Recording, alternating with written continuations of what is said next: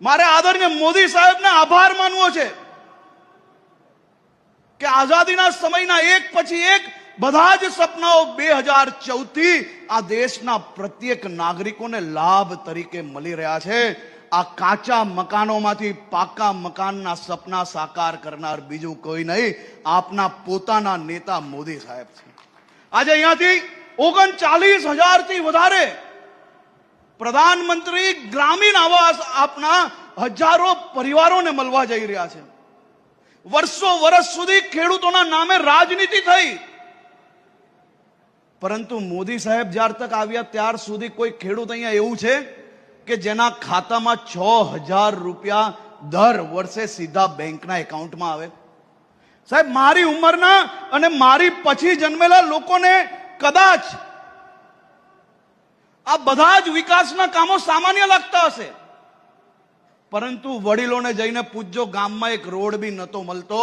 આ તો મોદી સાહેબ આવ્યા તો બોર્ડર સુધી ગામોમાં લાઇટ, પાણી, પાકા મકાનો ને ઘર મળ્યા છે।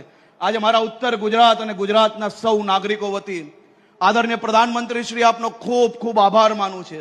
અમે સૌ આપ સાહેબના સંકલ્પને આગળ વધારવા માટે એક થઈને ટીમ ગુજરાત તરીકે આ ગુજરાતના સૌ નાગરિકો અથાક મહેનત કરીને આપના સંકલ્પને સાકાર કરવા માટે આગળ વધી રહ્યા છે। ફરી એકવાર આદરણીય પ્રધાનમંત્રી શ્રી આપનું વાવ થરાદ જિલ્લામાં હું ખૂબ ખૂબ સ્વાગત કરું છું। મારે આદરણીય મોદી સાહેબને આભાર માનવો છે કે આઝાદીના સમયના એક પછી એક બધા જ સપનાઓ 2014 થી આ દેશના પ્રત્યેક નાગરિકોને લાભ તરીકે મળી રહ્યા છે।